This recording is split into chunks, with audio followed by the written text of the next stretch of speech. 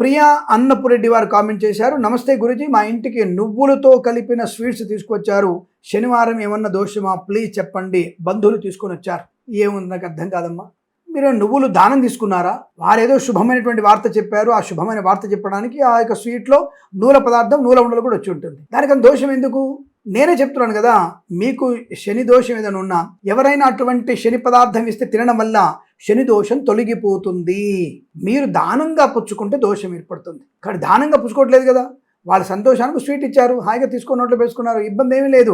మానసికమైనటువంటి ఇటువంటి మూఢనమ్మకమే మళ్ళీ ప్రమాదాన్ని కలిగిస్తుంది. కాబట్టి ఎవరైనా నూనె స్వీట్ తీసుకొని ఇబ్బంది ఏం లేదమ్మా, దాని గురించి కంగారు పడి. అలాగే శనివారం రోజున నూనె కొనొచ్చా, నువ్వులు తెచ్చుకోవచ్చా, ఉప్పు కొనొచ్చా, ఇనుము కొనొచ్చా?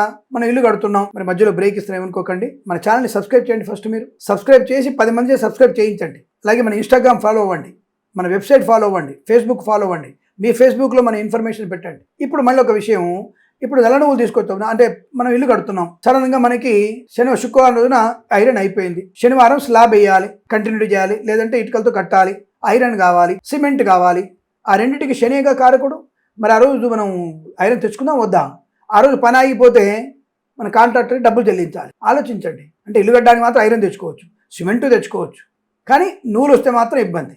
కాబట్టి నువ్వులు రావడం ఇంటికి అనేది దోషం కాదు. ఈరోజు మనం ఉప్పు కొనవచ్చు, చింతపండు కొనవచ్చు, అలాగే నల్ల నువ్వులు కొనవచ్చు, నూనె నూనె కొనుక్కోవచ్చు, దేవుడి దీపారాధన వాడుకోవచ్చు. ఇప్పుడు వెంకటేశ్వర స్వామి దీపారాధన చేస్తాం, నల్ల నూనె తెచ్చుకోవచ్చు, పోయేదేముంది. కాబట్టి అటువంటివి ఇవన్నీ కూడా మూఢనమ్మకాలమ్మా. అవన్నీ ఎవడైనా చెప్తే నమ్మకండి. ఎక్కడ ధర్మశాస్త్రంలో అది రాయబడలేదు, నువ్వులు ఇది తెచ్చుకోవద్దనే విషయం ఎక్కడ చెప్పబడలేదు. కాబట్టి మీరు దాని గురించి కంగారు పడకండి. వారు తెచ్చిన స్వీటు శుభ్రంగా తినండి, వారికి ఆనందాన్ని కలిగించండి, మీరు కూడా ఆనందంగా ఉండండి. శుభమస్తు. నమస్కారం.